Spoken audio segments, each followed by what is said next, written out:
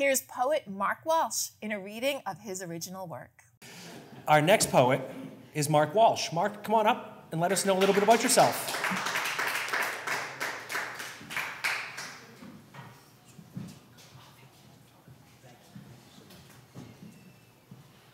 Good afternoon. How's everyone doing today? Good. Thank you to the organizers for putting this all together. I'm very excited to be participating in the inaugural send-off of the Plymouth Poetry Festival. So my name is Mark Walsh. By day, and even today, I am a professor of English and philosophy at Massasoit Community College. By afternoon, as in today, I am a reader of poetry submissions for the Lilly Poetry Review. And in the afternoons and the evenings, I like to think of myself as a poet and an occasional drummer, but more poet these days than drummers. So I would like to read a couple of poems for you today. The first one is a poem that was a commissioned poem. And this is the first time that this ever happened to me, and I was very delighted. I teach at the Brockton campus of Massasoit Community College, and I've developed a working relationship with the poet laureate of Brockton, Mass, Philip Hasouris. And Philip had, asked me to participate in this collaborative art project with a mosaic artist by the name of Emily Berger. And Emily made 6 mosaic pieces, and then we were all ushered into the art gallery, and we picked the one that we wanted to do. And so I have a photo of the one that I can even hand around. So this is the mosaic piece of art that I selected. We all wrote poems, and then a photo of the mosaic, and then our poem was put on a plaque, and they're now sitting outside the side entrance of the Brockton Public Library main campus. So this is called Slow Wine. And this is really a love letter to the rough and tumble city I work in. Slow wine. A weed is a wonder, tempered by winter's crust and summer's weird heat, simmering with deep-coated growth, knowing a persistent secret, like shattered glass shards stitched into a picture. Pulled up each July without surrendering the root, multiple stalks climb for air in a September surge, steady bloom in a season's decay. This is slow wine, a refusal to ferment or convert to a thing consumed.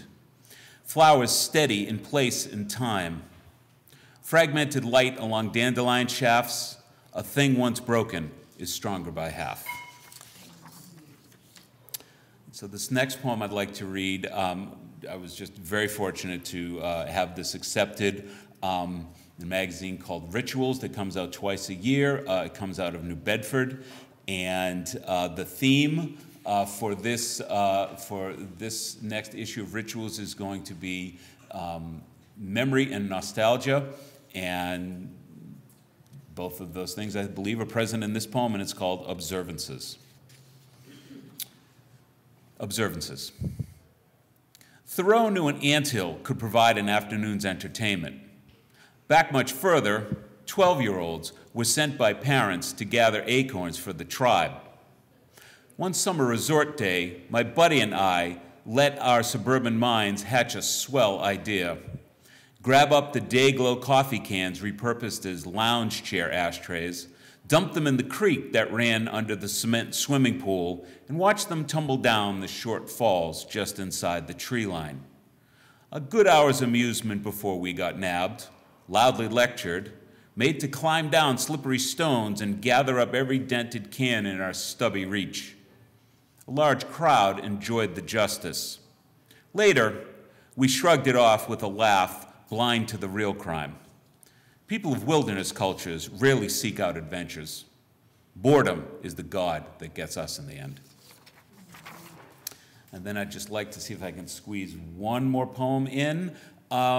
So this, how can I put this?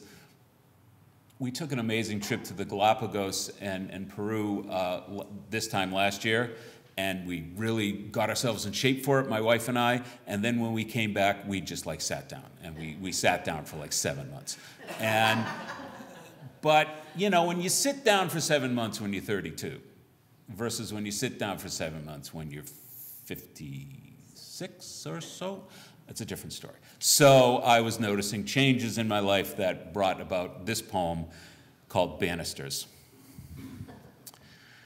Banisters were things to slide down or touch lightly to make them feel less alone as you climbed up to somewhere else. Now legs lift heavier, thighs ache, a flooded knee forces a tighter grip. The newel post knows full weight bearing down through the hand is a cathedral brace. As I reach the top tread and regain my balance before the next step, it's the voice of Bukowski I hear in strange welcome. You're getting old, old boy. Age is never marked by time, but by what steadies us. Thank you.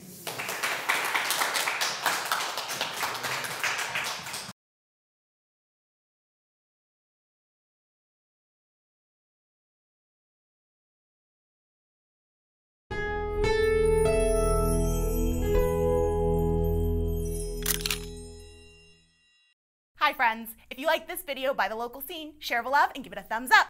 Don't forget to subscribe.